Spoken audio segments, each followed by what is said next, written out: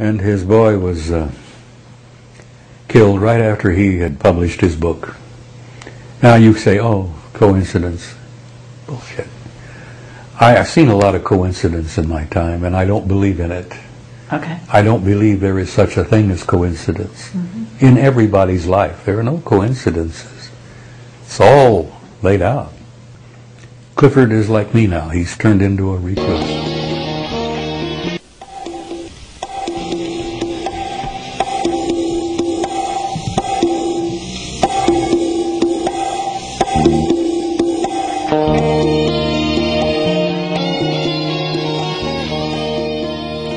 The sheer anger that I felt over what the government was doing to people to keep the lid on this. It violated every concept of my whole idea of life and honor and democracy and fairness and decency. And then I began to realize that the government we think we've got is not the government we have. And I said this publicly to people in conferences. I said, you people out there blithely think you live in a democratic republic. Well, you don't. And then it's all come out over the years, the shadow government. We don't know who they are. We have no idea. We have an inkling of who they might be. But these guys are unelected. They are not responsible. They don't have any responsibility to Congress, to the people, to the country, to anything. And they're running the damn program. And that drives me up the wall. I could almost kill. My sense of anger is so deep over that these self-appointed so-called experts that are running this program and keeping this the greatest story in human history from people, the people have a right to know. And let me tell you why I say that. I shared this with Bill. I have always believed that if this were to come out totally, as big as it is, as dynamite as it is, that it would bring about an expansion of consciousness in people. That we would stop thinking of ourselves as Muslim, Christian, Jew, whatever.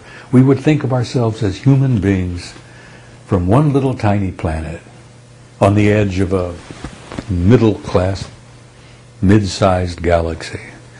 And that knowledge in itself would bring us together as a species and as a race. And I thought, that is our survival. If we can bring ourselves together and think of ourselves as one race, one people. This knowledge that we're not alone and we've never been alone, I think would do that. But the story is so big, honey. Let me tell you something else. Over the years I've learned. What I learned in 1967 was nothing compared to what I've learned since. Over the years, digging in, talking to people in high positions, people who would, sit at a conference and say, hey, let's sit down and talk. Just let me tell you what I just learned.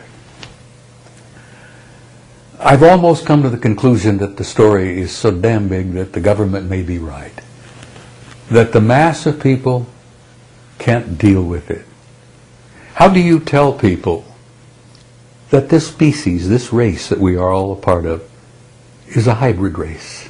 That we were genetically created by an extraterrestrial intelligence? How do you tell them that? Carefully.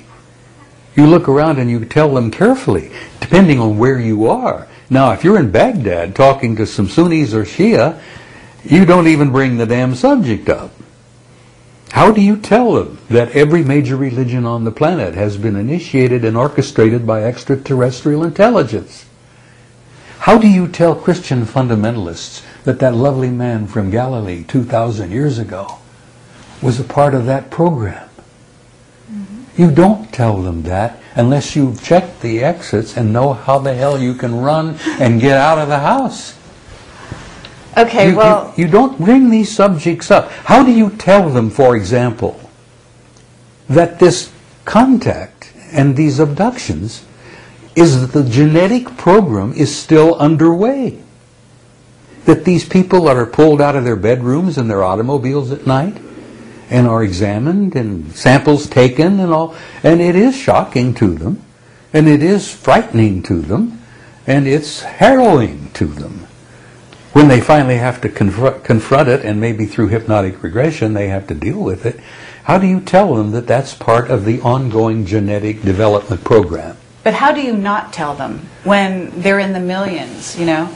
When there's so many of them out there right now that are just as aware as you are, and as I am, and Bill, you know, and Marcia. I mean, we are not in the minority as much as we think we are. And that's the interesting problem, is that the government and what they planned to do all those years back when they were running the country, which they're not anymore, you know, wasn't the best decision they made back then, and now it's the worst thing to keep the secret going. And you obviously believe that it's still important to wake people up. I still believe that there are great masses today of people out there who can deal with it. You didn't fall to the floor sobbing when I just told you that this is a fact. This is not just my idea. Sure. These are facts that I have verification for. Okay. You see, I know that I've talked to people on the inside. I've had people come and share with me who are on the inside. I bet. And say, let me tell you. I've had military officers share with me. I had men working for me, he said, outside of Las Vegas, that when they were confronted with this, I had grown men with combat experience who broke down and cried like babies. He says, they can't deal with it. I've had to send these men off to another assignment somewhere. They couldn't deal with it. They came face to face with an alien and broke down and cried like babies. Now, okay, but you say you can deal with this, right? These are people that have bought into a certain mindset that a lot of people on the outside, and I mean the civilians, never bought into anyway. I mean, it just depends who you're talking to. But you and I know that we're in a world that is changing faster than anyone can even think.